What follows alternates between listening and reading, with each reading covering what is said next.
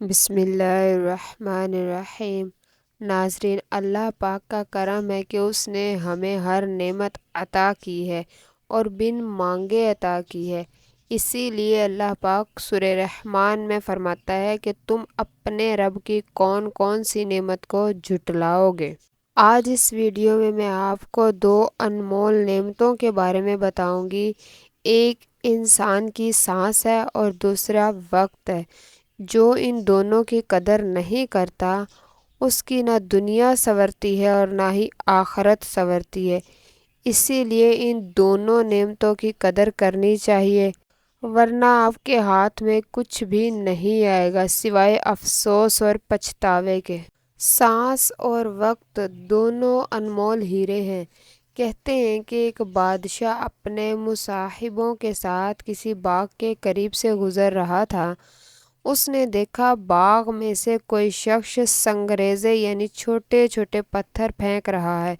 ایک سنگریزہ بادشاہ کو آ کر لگا۔ اس نے خدام کو دوڑایا کہ جا کر سنگریزے پھینکنے والے کو پکڑ کر میرے پاس حاضر کرو۔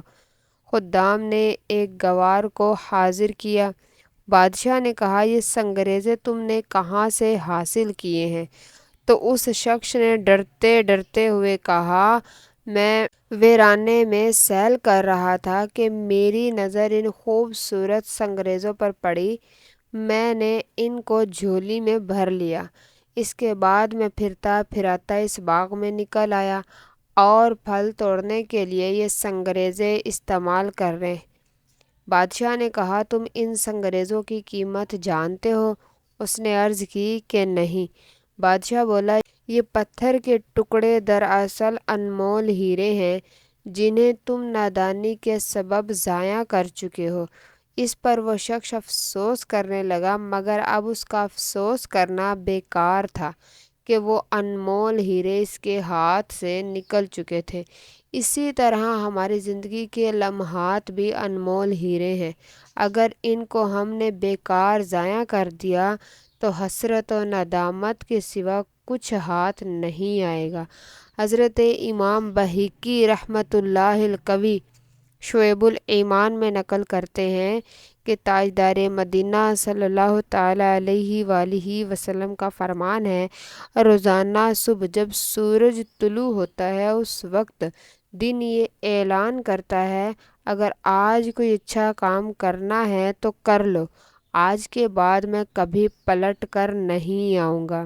زندگی کا جو دن نصیب ہو گیا ہو اسے غنیمت جان کر جتنا ہو سکے اس میں اچھے اچھے کام کر لیے جائیں تو بہتر ہے، کیونکہ مرنے کے بعد کوئی عمل نہ ہو سکے گا۔ یہ دنیا دارالعمل ہے اور آخرت دارالجزا۔ جو یہاں جیسا کرے گا آخرت میں ویسا ہی بدلہ پائے گا۔ خوش نصیب ہیں وہ جو اپنی زندگی میں قبر و آخرت کی تیاری میں مشغول رہتے ہیں۔ اللہ پاک ہمیں بھی موت، قبر اور آخرت کی تیاری کی توفیق عطا فرمائے۔ حضرت عثمان غنی رضی اللہ تعالیٰ عنہ جب کسی کی قبر پر تشریف لاتے تو اس قدر آنسو بہاتے کہ آپ رضی اللہ تعالیٰ عنہ کی داڑھی مبارک تر ہو جاتی۔